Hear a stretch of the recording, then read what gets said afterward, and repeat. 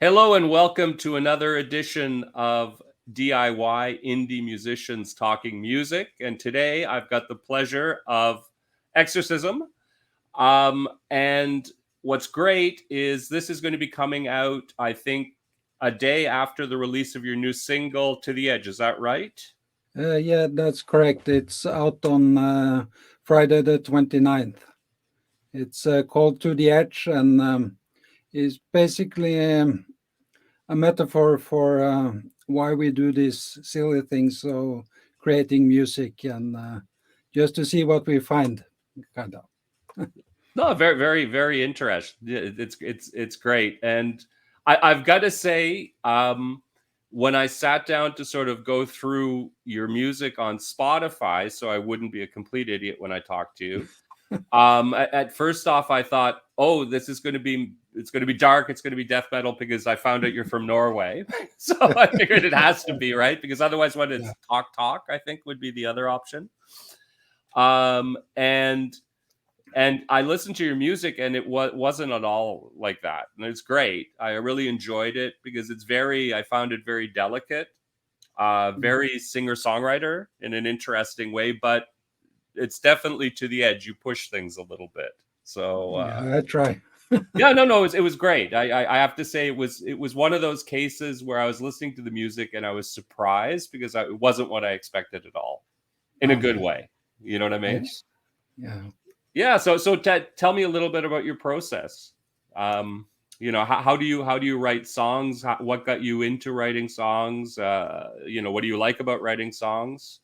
Yeah, it started a long time ago when I was taking some piano lessons because a friend of mine was very good at piano, and I just thought that would be fun. Hmm. And yeah, I did that for a couple of years without any success, actually. I never got very good at it, but that's a nice start.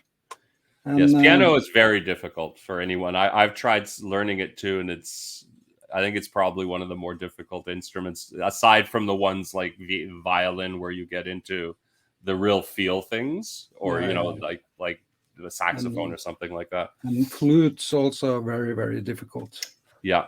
because it's so fine control and everything. Hmm. But yeah, and make the story shorter, I dabbled with very amateurish bands Yeah. and just playing for fun and not releasing anything or playing a very few live gigs, but just for fun though. And speed forward, I ended up taking some. I studied music for a year and a half, actually, Wow. just for the basics, Hmm. and yeah, and Now, did you do that formally? Did you go to was there like a course you were taking, or were you just doing it on your own? no, it was a music school Okay. for 1 year. It's in Oslo, Okay. and Hmm. yeah, I was lucky to get in, but I did, and I felt it was a very nice foundation to continue with music, and Hmm. because anyhow, the real work starts when you're out of college or out of education. Yeah. That's when you hone your techniques and all that.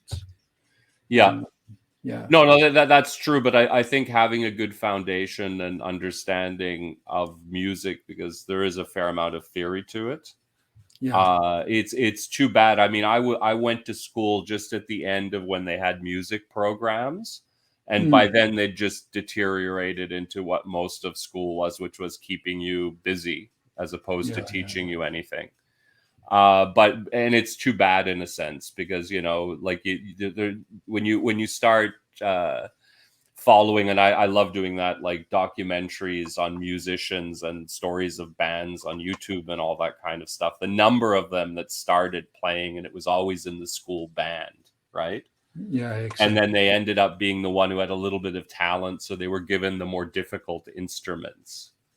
you know, and then they became really good on them, and they became very passionate about them, and it's too bad that that a lot of that's gone away. I don't even think there are music programs in a lot of schools these days. It's all just fallen on the wayside, which is really, you know, it's really too bad in a sense. Yeah. No, it's very little music programs in ordinary school. It's always after high school. You Mm-hmm. can apply for yeah, you can go down that route if you want. Yeah, But yeah. and it was because I had stay in the U.S. as an Mm-hmm. exchange student, Yep. and I played in a high school band in Maine. Yeah. So Oh, it's nice. pretty close to your. I don't know how close to Maine you live, but Well, it's interesting as I was born in New Brunswick, oh and that's really? very close to Maine. It's Yeah, almost yeah, I like know. Maine. They were originally part of the same territory Yeah, before yeah. I the seen. American. Yeah, Remember the road signs for you. yeah. And So all the covered bridges, and it's a beautiful part of the country. It's very nice there. very And nice. where were you in where were you in Maine? In Pittsfield, Okay. it's a very very small town, but Oh, it must have been a wonderful time. yeah, it was. I was hoping for something more like Florida, but because it's the winter, it was the same as Norway. No, Just as cold. that is true, and I think it's one of the reason why there's so many musicians who come from northern climates, is we have very long winters, and to Yeah, keep yourself from going crazy, you know, you end up having to have a hobby because otherwise it exactly. becomes very dangerous, right? Yeah, yeah, yeah. You know, you spend too much time doing things that aren't good for you if you don't have hobbies in winter. Exactly. Yeah. Yeah, yeah. So listen, when we were talking before, when we started, you were saying, alluding to something when I made my death metal band joke, Yeah, that there is a connection with you. So let's hear about that. yeah. It sounds like a death metal band. It really does, but and that's because I registered the domain for the web page Hmm. back in no, it's 2016, I think already. And then I was thinking of actually started making death metal music on guitar. So it's part of my background actually. It is. Okay, and were you in so the bands you played in, sort of the unserious ones, were they in that direction? Were they Oh hard no. rock to death metal, or no? Oh, we were nowhere near that. Nowhere near that. Um, we were probably a little more less proficient than the Velvet Underground. Oh, okay, so garage bands then. Very, very much so. Yeah. So, but Yeah, well, I mean, that's how everyone starts, right? it You know, is it's the start of, I think everyone is in a band like that. If they've had the good fortune of getting into a band. exactly. But so then obviously you play guitar. What other instruments do you play? Oh, it's um, I play bass Yes, guitar and hmm, also some keyboards and some and keyboards as well. the I recently started playing Joe harp, Oh, nice. and it's actually featured quite a bit on the next single. Hmm. That's a And fascinating instrument. yeah, It's got a real sound to it. yeah, it's something else. Yeah, And no, it's I love that, and there's that African music that they that instrument that they play with the thumb. yeah, the kalimba. I think so. Yeah, that also is just an incredible instrument too. Yeah, It's so such a many. unique these unique sounds, right? Yeah, yeah, You know. yeah. Yeah. It's always nice to put something different in there just to mess with people's heads or something like that. No, no, listen, and especially when you figure you record it and then you can start doing things with it. today, because we have the access to so many effects and so much technology that you can probably come up with some very interesting things. I'm definitely going to keep that in mind, because I've had songs in the past where I've been looking for, sort of unique instrumentations, and one of the things that always popped up is the juice harp, because that's just like, it's a fun sound. You know what I mean? It's very hooky. If you get a good little line in it, it's something people really remember. I'm looking forward. I can't wait to hear the single, actually. Sounds interesting. Nice. It will be interesting to see how it's received. Yeah, well, hopefully it is received, right? I'd prefer having people listen to my music and hate it than not listen. Exactly, much better. And, well, let's see. And talk about different instruments. I also play a little bit of spoons. Very cool. As percussion. Yeah. Now, are they metal or are they the wood ones? No, it's metal ones. The metal same ones. as you use for your. Yeah. Because I ended up buying. You can buy them as well. I'm sure you can buy them in Norway as well. I'm sure they make them. The wooden ones that are built as instruments. Yeah, I saw those. Saw a video on Instagram. I think someone playing. Very nice sound too. It's very. I've got a pair somewhere. I played. I think they got played on one of the songs I did a while back. You can hear it. I don't know if it made it onto the track. I wasn't really happy with the way they like the recording of them. I don't think I had the right microphone. But yeah, no, they're very popular in sort of more traditional folk music. Yeah, like especially from the area where I'm from. It used to be called Acadia before, anyway, going way back in history. And they play, it's a very old form of traditional, I guess it would be French music, but from the 15th century type thing. That's where the tradition comes out of. And they play, that's a very common percussive instrument for it. And the players who play it well. You really get a rolling rhythm out of the thing when you know how to play it well. Yeah, know this the spoon lady. I think Happy the spoon lady. On YouTube. Yeah. What, on YouTube? Yeah, I think I've seen a couple of the videos. Oh, she's just it's totally mind blowing how they can get things going like that. It's like a virtuoso, actually. So yeah, no, it's interesting. Well, all of those instruments, it's like that Irish one, that drum as well. Yeah. That hand drum that they play. Yeah. But it's too bad that so much of that has fallen out of music. I guess it's with the rush to digital that there's so many of these interesting sort of instruments that are less and less known as the music that they come from becomes less and less known. Yeah, it's very bad, actually, because I think tradition and is really important when it comes to music. I think it's something. It's very sad when instruments and styles just disappear off the map. Yeah. And, so at least we're lucky. It's possible to document if people play in genres like native, indigenous genres, or what I call it.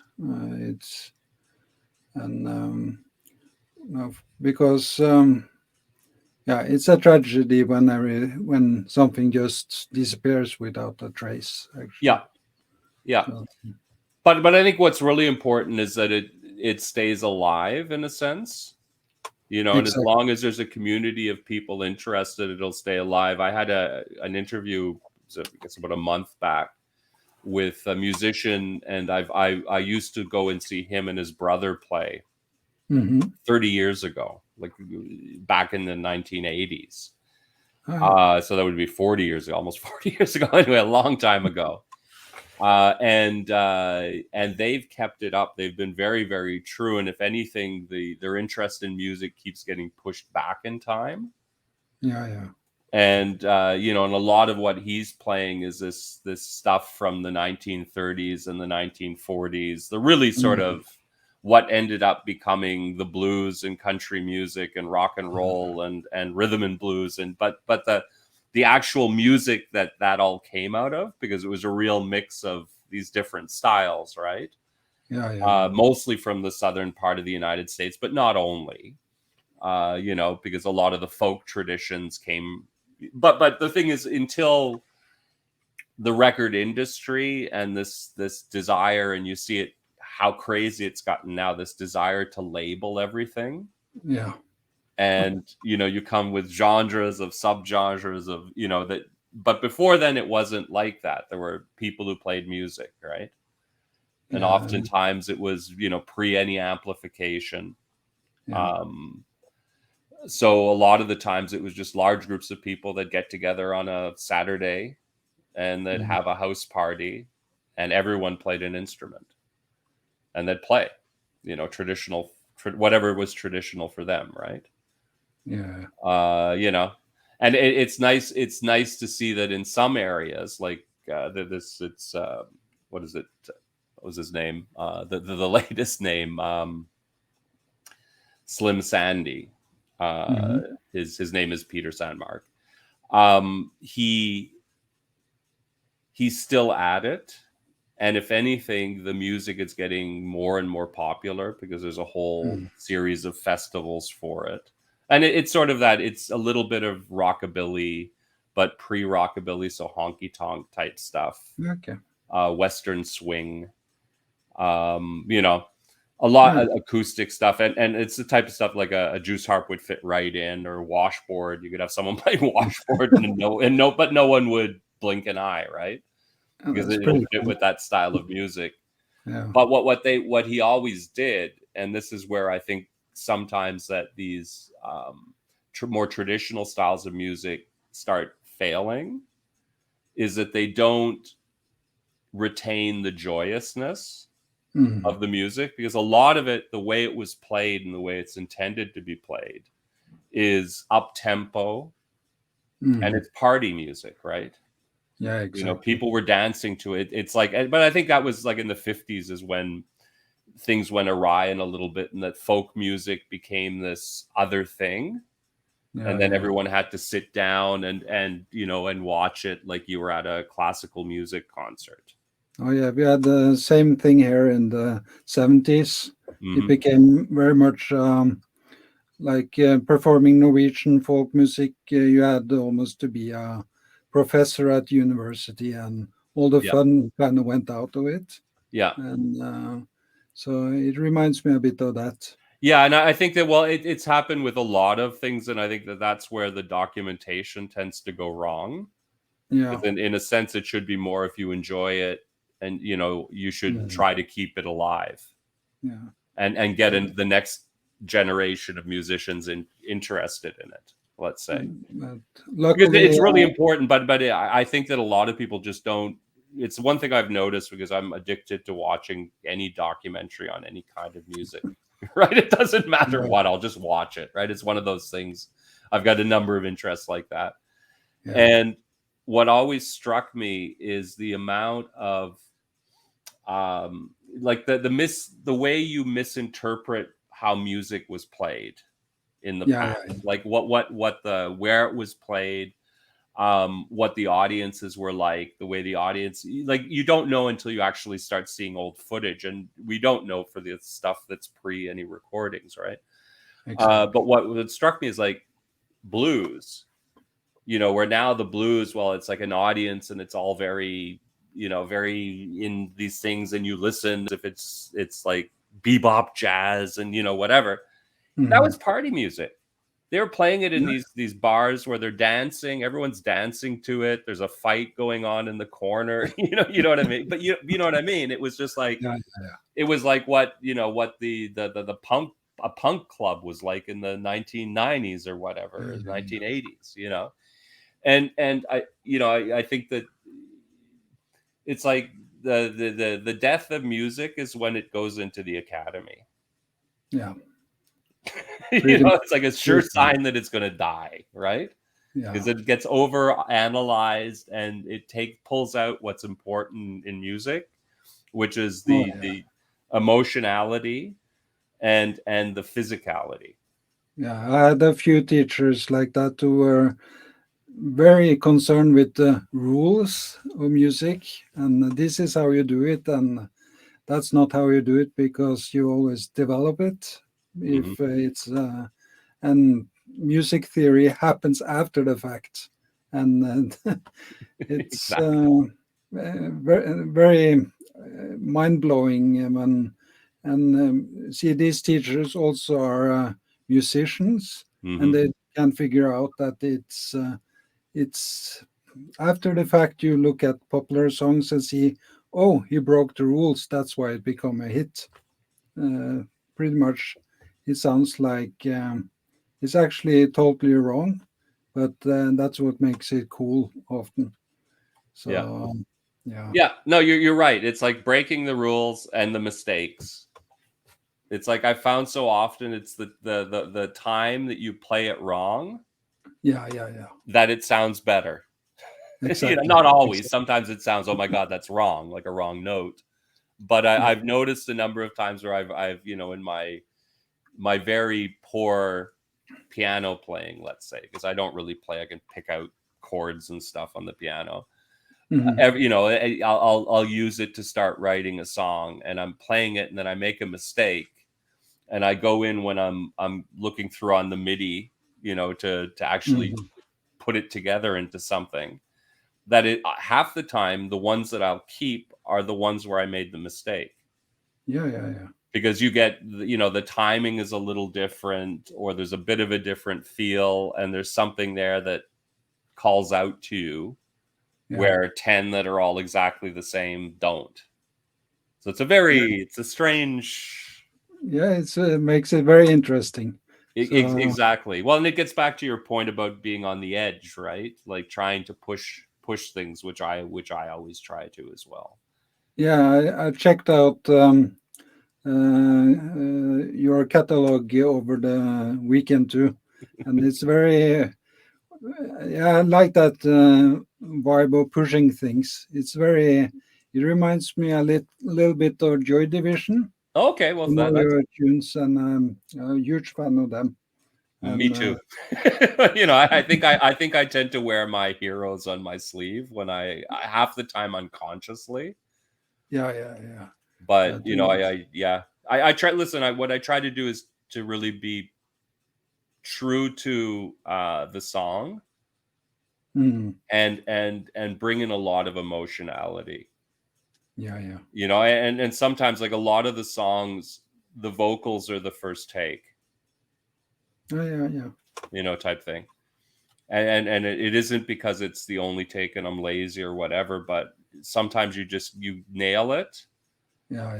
And after that you can teach yourself it, so I can do it again. That isn't the issue. Mm, But it's yeah. just it's I blank out. You know what I mean? I just like it's not me anymore. And I've even had songs where the lyrics have all come out, and it's before I hadn't written them down or anything like that. Yeah. That, You just sort of channel things. yeah, that's And that's usually how great. I start my lyrics too. I just start by just singing nonsense syllables, and then suddenly there are some words, and just Yeah, have to develop them from there. that's crazy. Actually, I it's spooky a little bit. Yes, it is. It's a way to what. So tell me, because I'm always fascinated. Which of my things did you like? I really like that the song "Barbarians." Yes, I think it's very. The vocals are so wild. You're just uh, you sound a little bit like a barbarian, actually. that was a little bit of what I was trying to get at. You know. Yeah. I Yeah, really and I enjoyed listen. that. I have no idea where that sort of howl vocal came out. It was like one of those things you can't plan it, right? No, You know, it's and in it the just it, spur it of the just moment. exactly, and it just did it really it suited it very well. You know, Yeah. just like the whole song happened like that. It's one of those crazy, I don't know.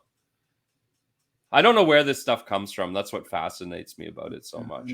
That's why I love talking about it, because I just don't understand where, that part of creativity comes from. No, it's no wonder that songwriters are a bit superstitious. It's like, is it the muse or what is it? Or is Oh, it just the subconscious? I definitely believe it's the muse. Yeah, You know. that's what I'm thinking too. Yeah. No, I definitely think it's the muse. Yeah.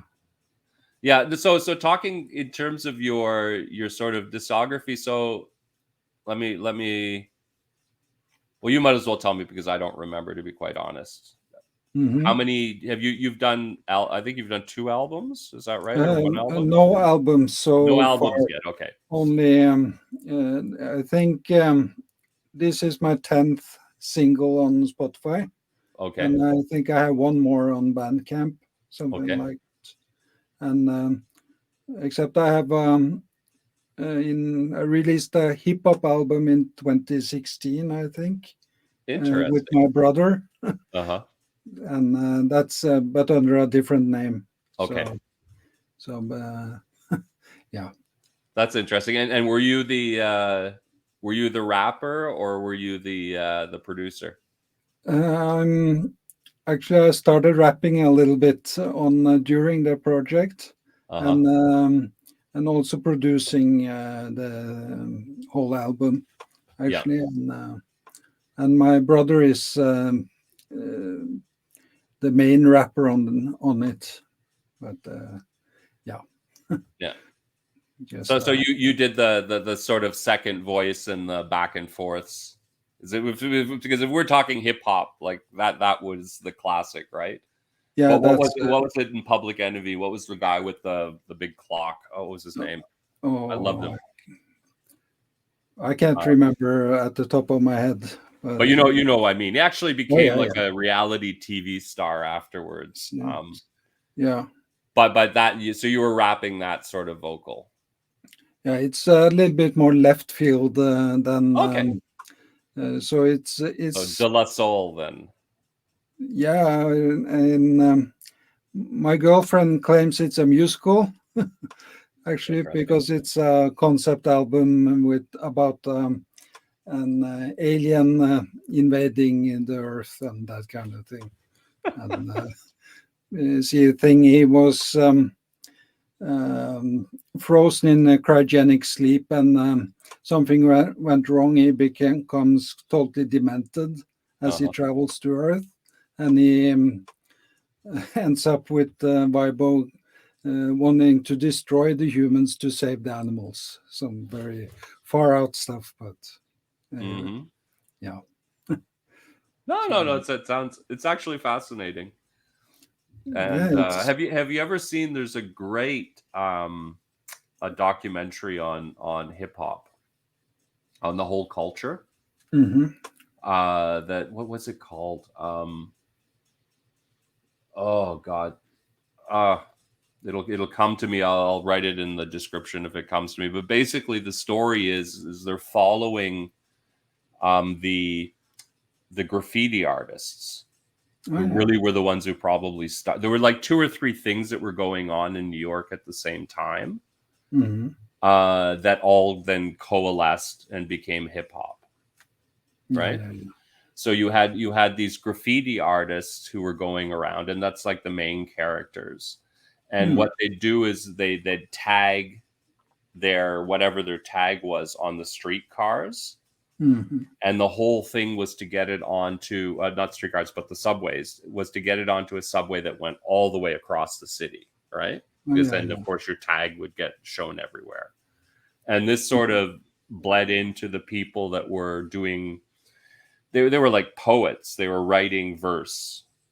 And you had this whole scene going on at the same time. And some of them were graffiti artists. And there was this whole hierarchy of it. And at the same time, you had this sort of Jamaican dance hall that was happening in the Bronx, right? Because there were a lot of Jamaicans who'd immigrated there. And they'd have these big, massive street parties. And what they discovered was,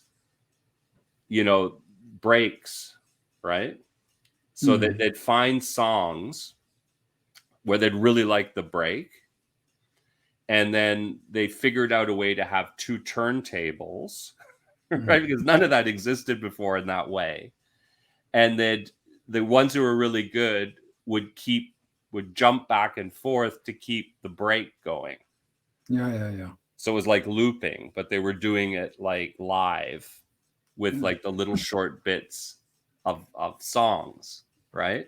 And then they had these toasters who were the MCs, right? Sort of pre-rapping, who were there, who would also sort of build up the crowd. And these were all things that were happening. And it was like sound systems that had fallen out of trucks type stuff, right? And things, and whatever. And they'd literally go in a public park. And this is in the 1970s where New York is falling apart and there's all the fires all over the place and problems everywhere, right? It's sort of the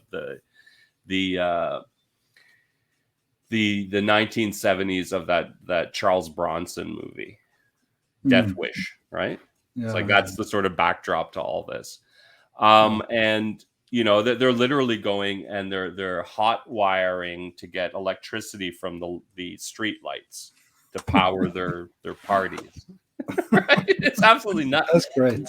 Oh, it's crazy stuff. I just wish it's something about tagging the line. There was a phrase they'd used for a graffiti mark that went across all of New York, and that's what it's a.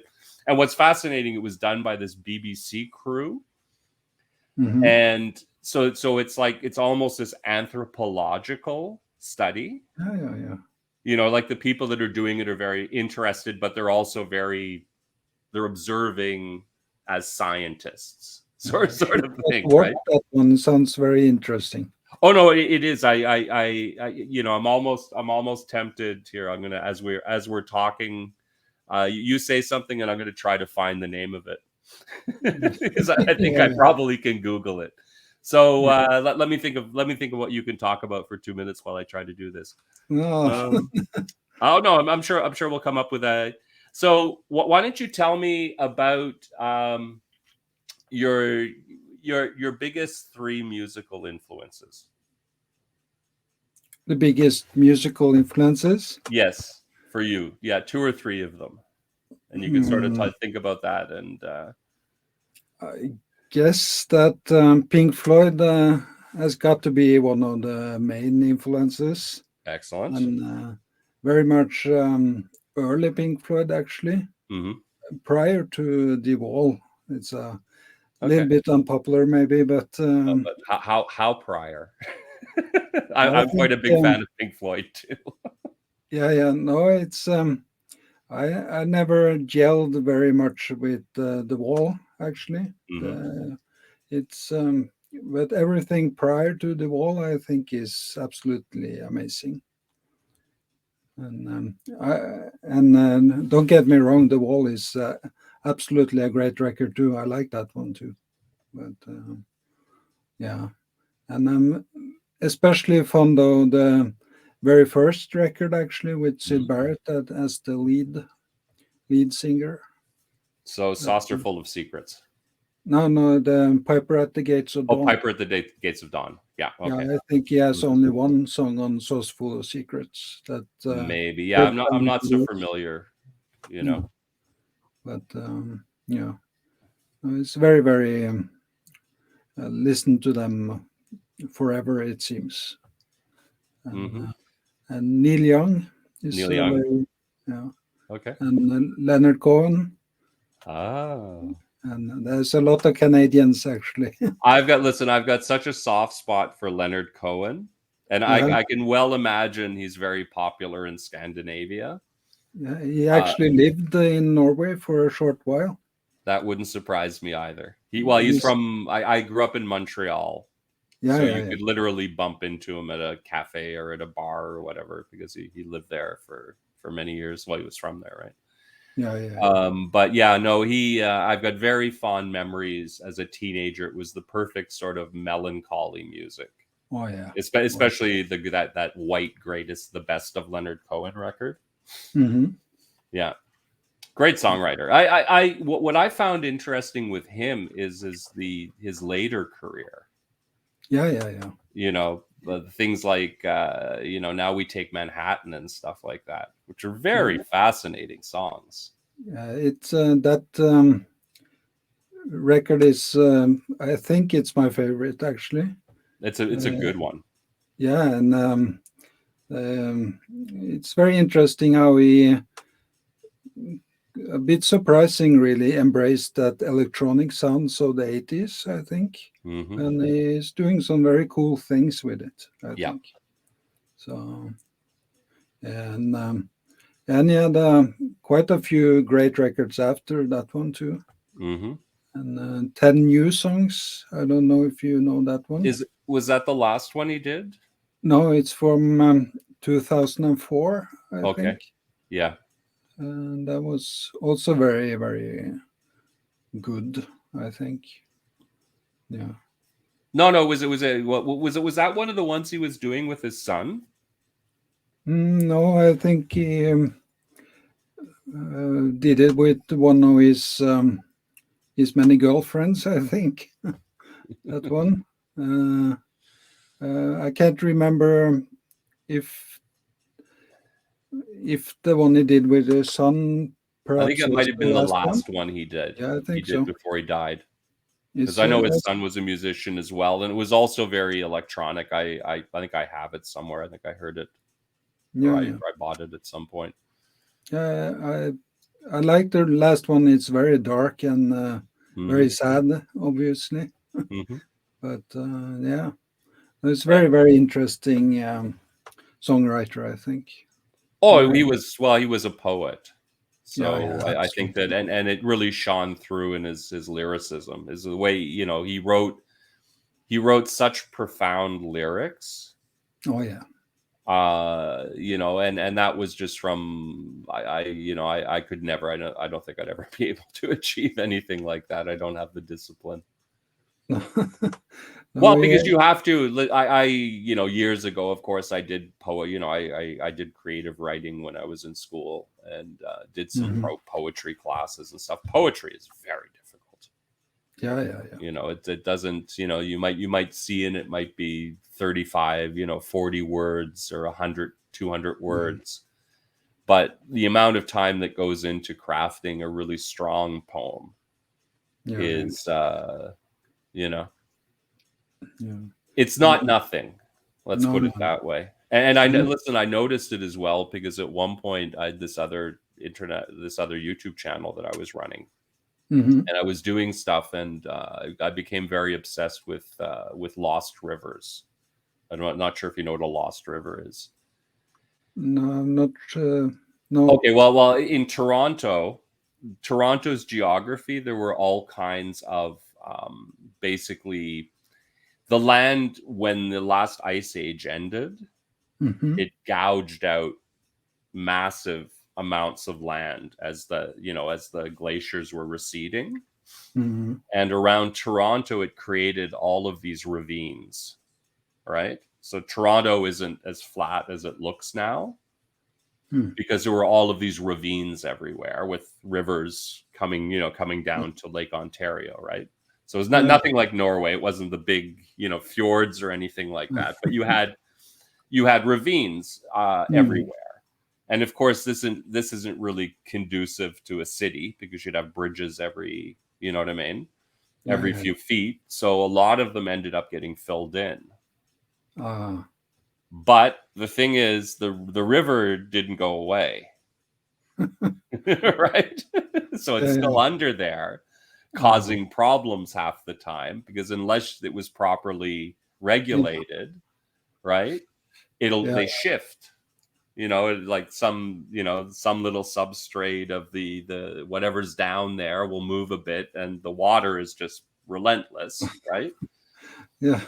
As you, as a Norwegian, you know how relentless water is. Yeah. um, you It's know, because I'm sure it's a big element of things there, right? yeah. There And are floods ever so often, a few years, and then it's a flood somewhere. So Yeah. it's a bit. But in any case, I became interested in sort of tracing these lost rivers, because like there's one very close to where I live, Cool. and it's there's a series of parks that goes up from the lake for literally 3-4 kilometers, that are all broken up, of course, and whatever. But there's a couple where it's clearly you can see there was a river here, right? Yeah. And so I did this thing where I'd film and I was just walking it, and I'm sort of wondering, well, what am I going to do? So I started finding appropriate poetry that I then read, right? Very nice. And what was interesting is some of the best ones I had something from, I think it was T.S. Eliot. Oh yeah. And I hadn't really known it, and I was just looking, Googling around for things with water, and rivers and stuff like that, so you'd have appropriate imagery. And I came across this, and it's like, wow, Yeah. I really became it's like, holy camoli, what a fantastic way of putting something, and how profound, and you're thinking about it weeks later, like the phrase he said. And Cohen, he could do that. Yeah. There's still songs there's a line of them will come up out of the blue, because something's triggered it years and years later. Yeah. No, he was one of the greats. Neil Young as well. He worked so hard on them lyrics too. If you used to fill whole notebooks just with one song and pick the best 5 verses out of hundreds of them, actually. Yeah. Dylan was the same way. Yeah. But Dylan also has this thing, he writes certain things in 5 minutes sometimes, and it sounds great.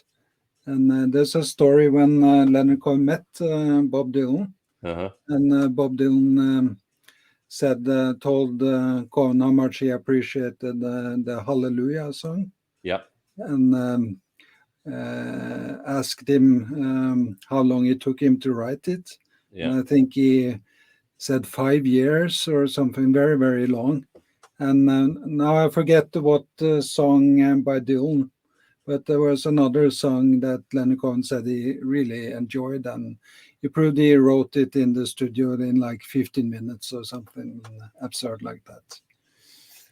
But you know what? With that, sometimes though, I find it's like getting back to when we were talking about writing, or doing lyrics unconsciously.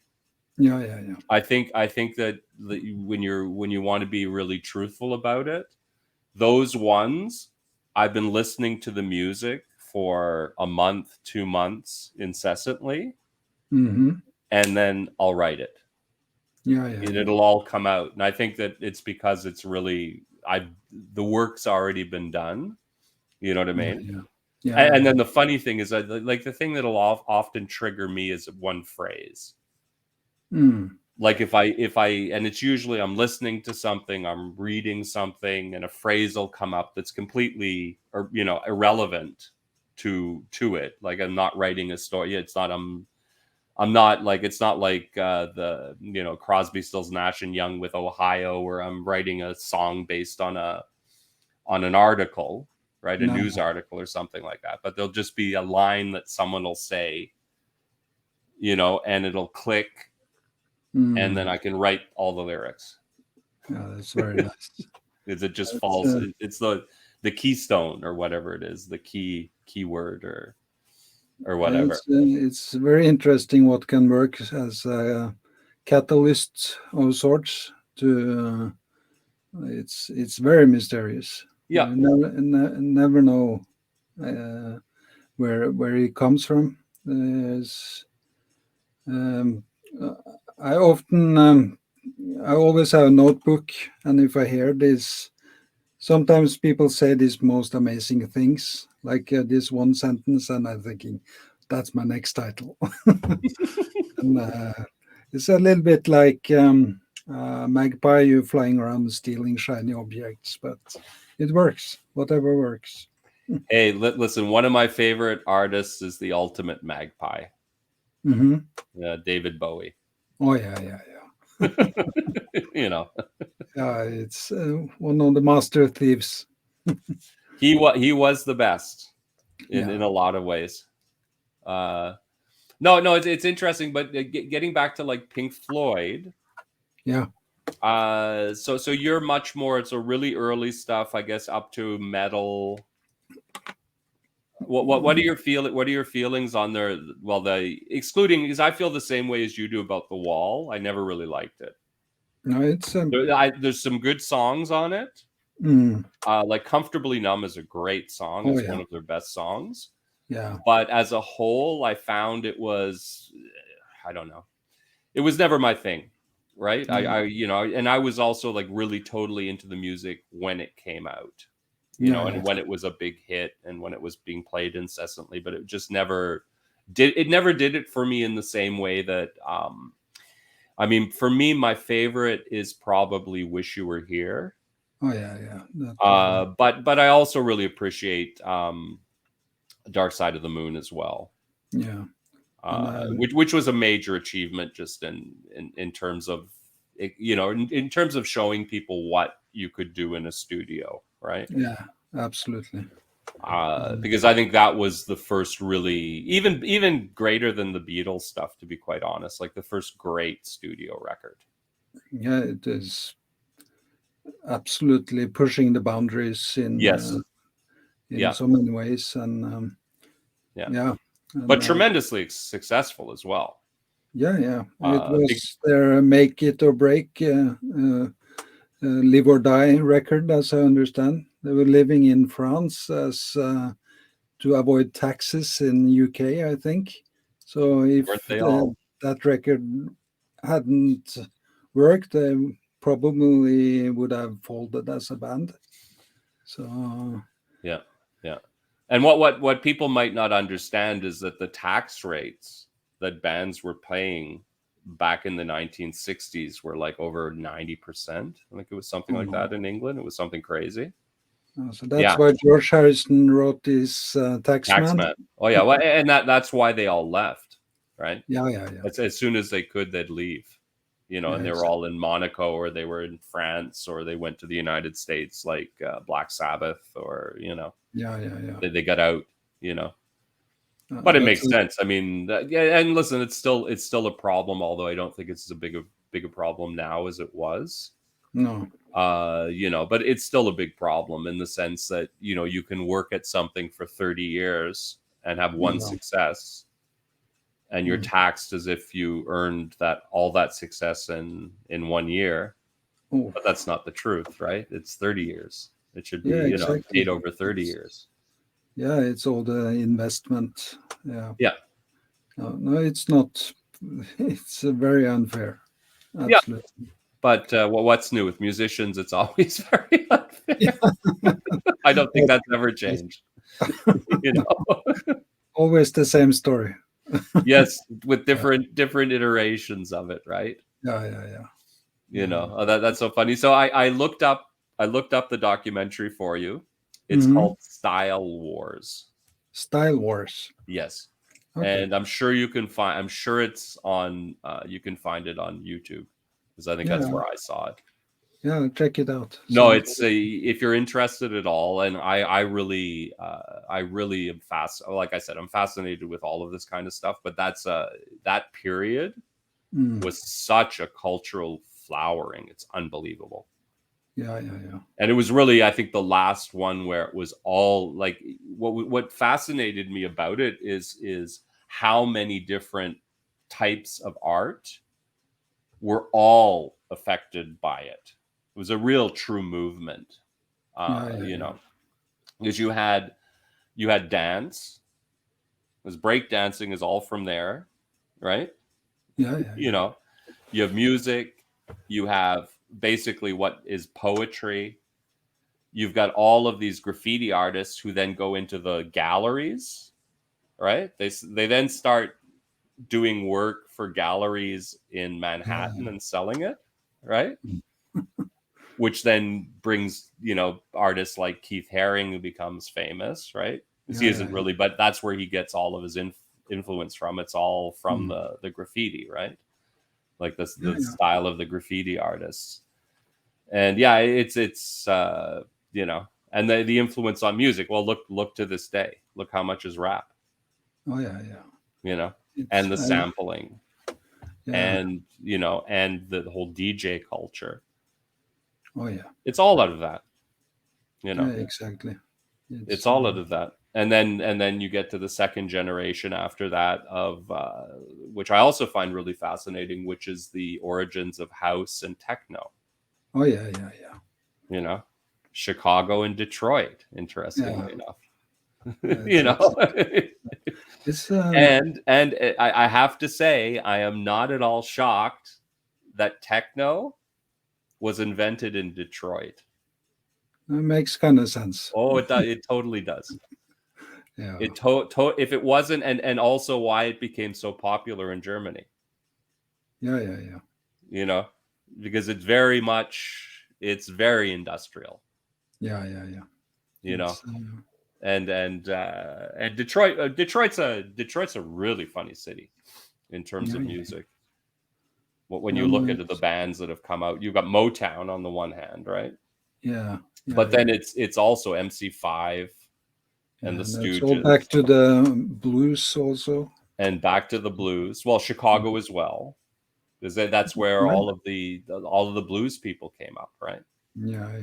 And then the clubs came up, and then everything was electrified, and which changed music drastically, because you could actually hear guitars. Yeah. And that's when and the bass, and that's when the guitar and the bass pushed up front. Yeah. And the horns all went back, right? Yeah. Because before that, but I think a lot of people just don't understand. They're not, like no one's talking about it or teaching it, but there was a time before music, well, just like now, there's no guitars anymore. right? Exactly. No, but it's true, right? But during that whole era of rock music, it happened because someone electrified a guitar. Yeah. If the guitars hadn't been electrified, it never would have happened. If Fender wasn't there, you know what I mean? And they hadn't figured out how to get better amplifiers. Yeah. And, and then, or the other thing that's hilarious is the all of those guitar pedals and effects and all that. Do you know how that all started up? I should remember this, but no, from what I understand, and hopefully you have another story and we can argue about it, but but from what I understand, what had happened, what started was that some musicians, they started using the razor blades on their amps, right?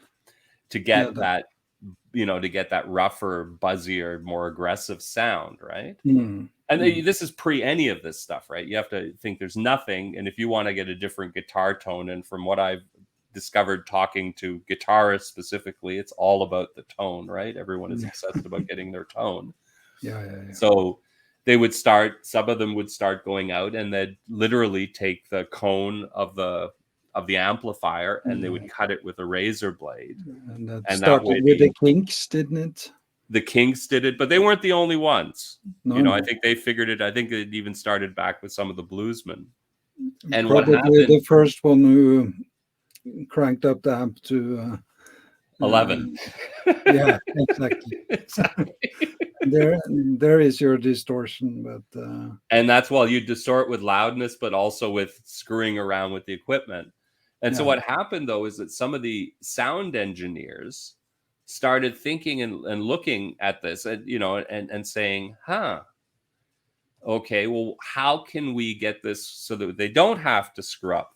Because sometimes you want to have a clean sound, right? Exactly.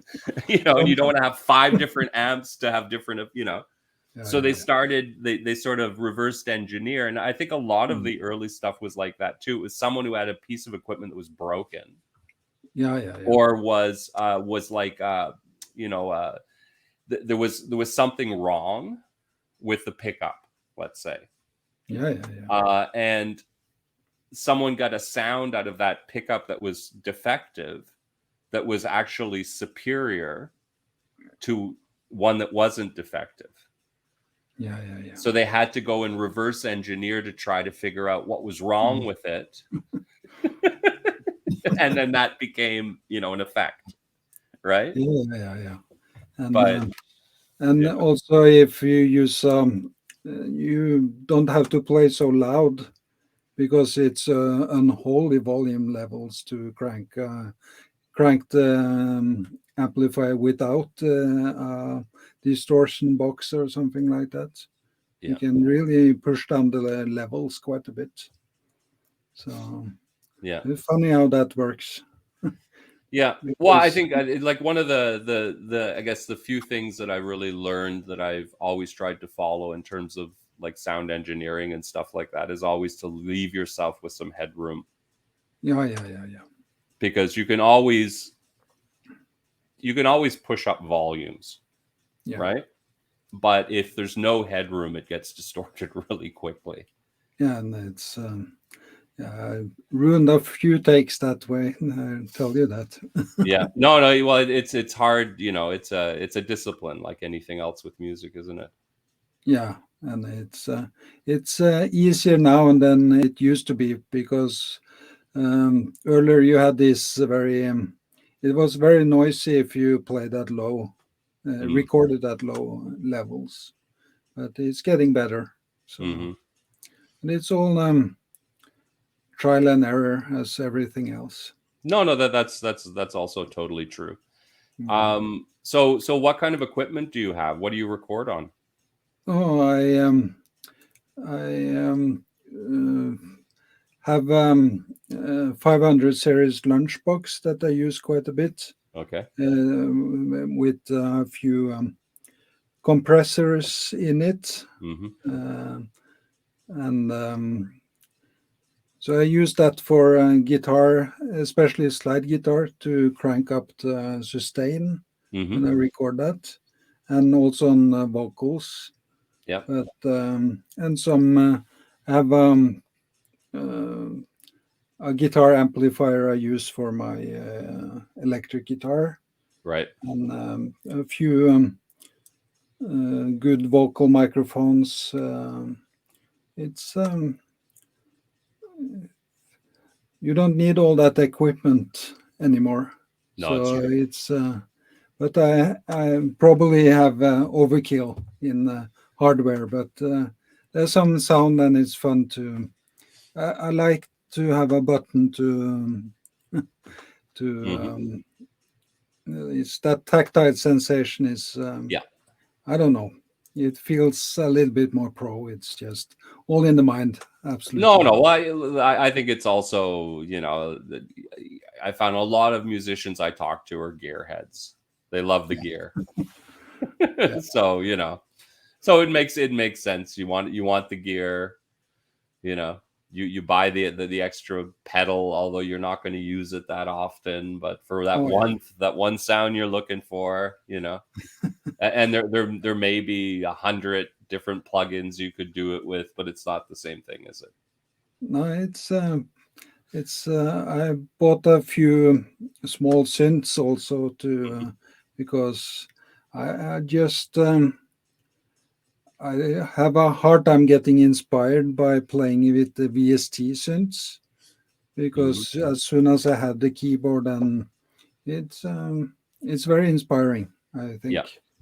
But for sure, the sound is you can do crazy things in inside the computer and the DAW, of course.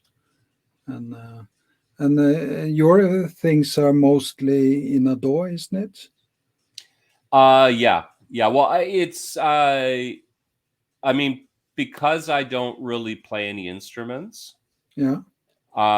it is either I'll collaborate with someone, so someone will send me stem tracks, Okay. and then I'll mix them in with my stuff. But most of my stuff, like pretty well everything on Barbarians, Hmm. was all from this little program that I have on my iPad. called Figure. Hmm. It's by Propeller Heads. Oh, yeah. And they, at some point, it was like a freebie. And what it is it's like a musical sketch pad. Okay. And you can do up to 4 drum sounds at the same time, and then sort of a bass sound, a lead, and a lead sound type thing. And I think there's just the 3. So there's 2 and then 4, right? And all kinds of different sampled like drum kits and instruments and stuff like that. So a lot of the stuff, like a lot of my synth sounds, I take from that because they're very good sounds. And it's a fun compositional tool, because what you can do is you can do these quick little musical sketches and get something going and loops. And then I would just record them live into the system, and then start arranging from there. Yeah. You know. And so that's why, like, on that, you've got this totally cheesy drum kit. You know, that's absolutely just like 1980s off a Casio or something like that. Yeah, right? But I got, the thing is, I came up with that little groove, and it's like, there's something about this that it's of course it's totally cheesy, but it's like it's sort of catchy. It works on this, right? And it's sort of the whole. And then I think I just made a mistake, and it's sort of, there's a whole sort of delay to it, right? There's that time where there's like it sort of skips in the song, and then it gets back into the groove, and but half of that, like with me, it's like I said, I'm always looking for those mistakes. I'm always looking for the worst part of a song. When I write one, and then I'll really bore in on that, because I find that's where the hook is. That's where the gold is, right? If you can get that working right, then everything will work right. It's like making, it's like the phrase I love to say is like, you look for the lemons, because that's where the lemonade is. Without lemons, there's no lemonade, right? Exactly. So you have to have, and that's sort of my mindset. And then it's fun. Like with this new project, it's much more, I'm doing it. A lot of it's MIDI. A lot of it is things I've composed on the piano I have. So on the keyboard, basically. And I'm working with a guitarist. Oh, cool. So it's it's much more sort of organic sounding, a little bit more of a rock record, I guess. And so when is it coming out? Well, I ran into major problems, which have to do with my Mac Mini and Macintosh operating system, which sort of set me back, because I had a major sort of crash. That sucks. Yeah, but I got over that, and at this point, it's one of those things. I think I'm going to release the first single from it quite soon, because I've got one that I'm happy with that's almost done. Cool. Actually, a couple of them, and I'm not going to stress so much getting the album out, because there's a few songs, like as you'll find when you do an album. You tend to, a lot of it becomes the flow of the songs. And because you end up listening to songs so many times, there's some that, it's like, is this good enough? And you're also sometimes writing new songs, and things come in and out.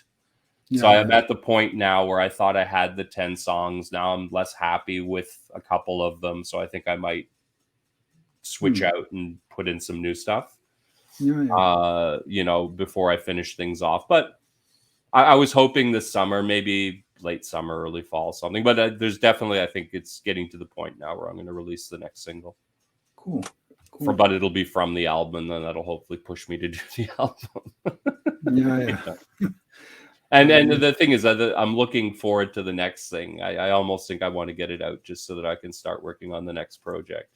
It's always that. Yeah, it's a big, and then the other thing is, like, I started experimenting around a little bit with ambient stuff.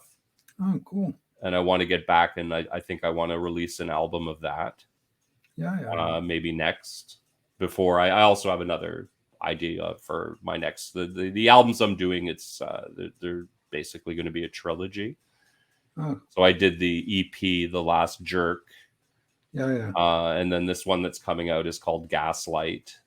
And then the third one, I haven't really chosen the title yet, but it's, sort of in the planning stages. Oh, that's And cool. I think it's going to go back to a little bit more electronic, Oh, yeah. because Yeah, I it'd be think I nice go to back hear and it. forth between the two, Yeah, no, it's But who knows? This one, it's funny. The song I'm going to release is quite bluesy, actually. okay. It's Yeah. a little bit of a different, and the and as often happens, I don't know with yourself with your singing. I've discovered quite recently that I've got a pretty good falsetto, Ah, cool. which I never knew about. No. But it's nice because it works. It works quite well because I can now do backing vocals, Yeah. in a falsetto, and I quite like, a falsetto well done is a good thing. Yeah, absolutely. And I have one. I've got a really Jimmy Somerville. It's quite something. Okay. Yeah, very nice. And that I happened because of a vocal effect. Oh, really? Yeah. No, if you listen on Jerk, there's a song called Focused Instruction. Yeah. And it's quite a funny story because I was playing around. I've got that whole suite of production tools from Isotope. Oh, yeah. Including Nectar, which is their effects for vocals, right? Which is great. It's so easy to go in, you know what I mean? When I think before I had it, how much time I would spend doing effects and getting my vocal sound right, where now I don't have that problem, you know what I mean? Because their basic default settings they're good. And you can usually find one that works very well with a song. Anyway, I was playing around with it, and there was one that was like a totally crazy effect. And I just, I'm, as you put on your headset, and I started fooling around when you're warming up your voice. Yeah. And I just started doing these things with it. And I found it had such a sustain to it that I could play around and get these really crazy things going on. And so I just hit record and started doing it. And then I had all these crazy vocals. And so it's like, oh, let's do something with that. And so I wrote a song, right?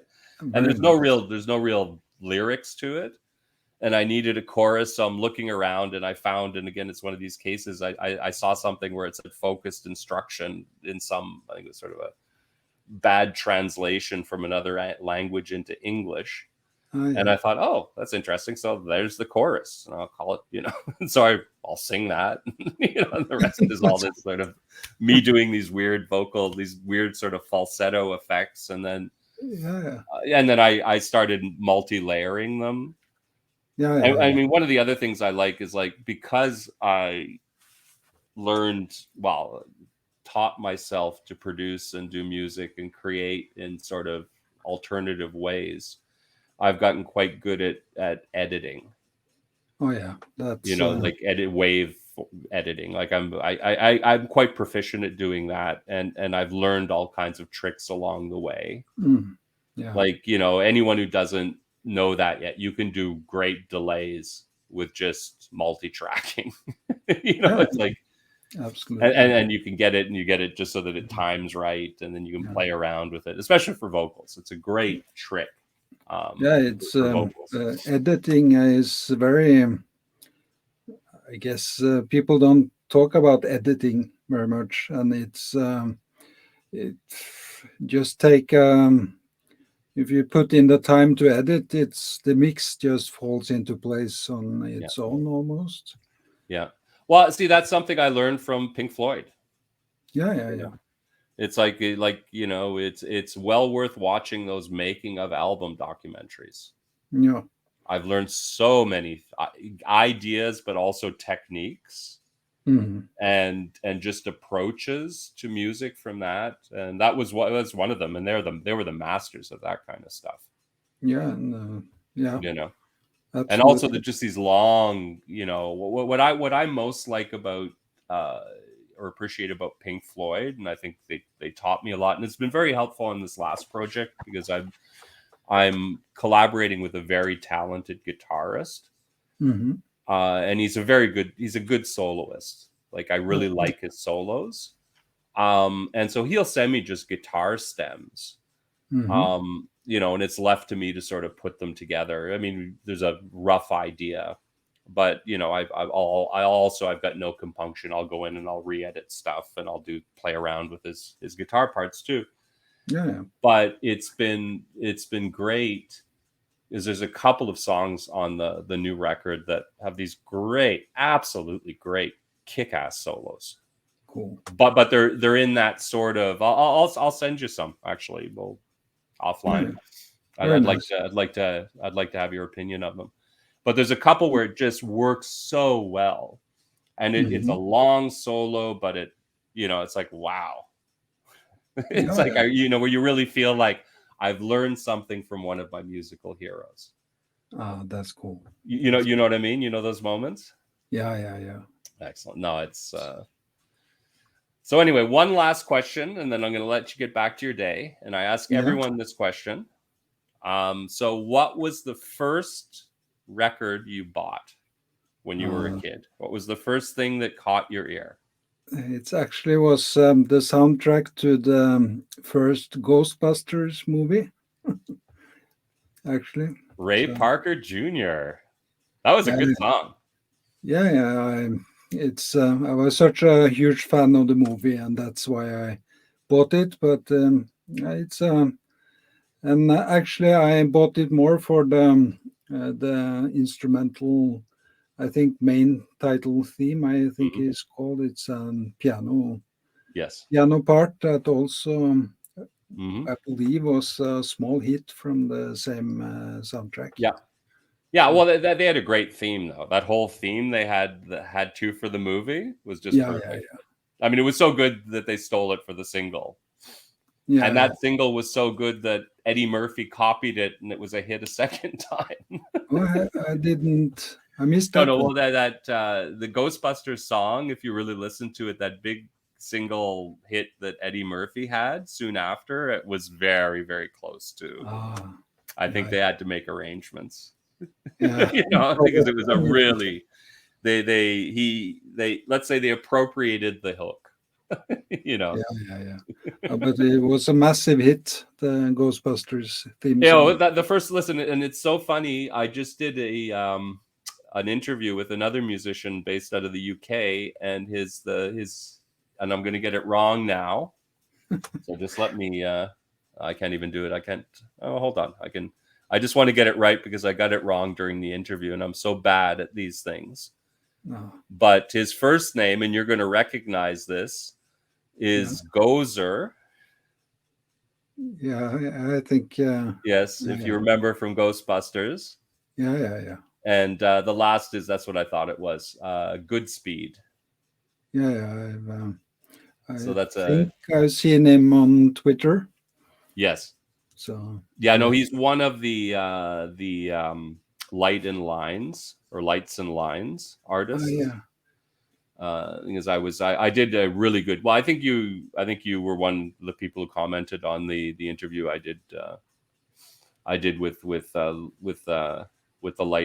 Lights and Lines founder. That's a fascinating label. A really good model too.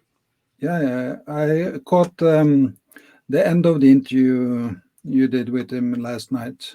Yeah. You should listen to the whole thing. I mean, it's really, if you're interested in the industry side of things at all, he has a lot of really good stuff to talk about. And I mean, the other thing, I was talking to someone else who was watching yesterday's, and we got into the discussion, and he didn't know. I think a lot of people didn't notice. I did a really good interview with Jason from Submit Hub. As well.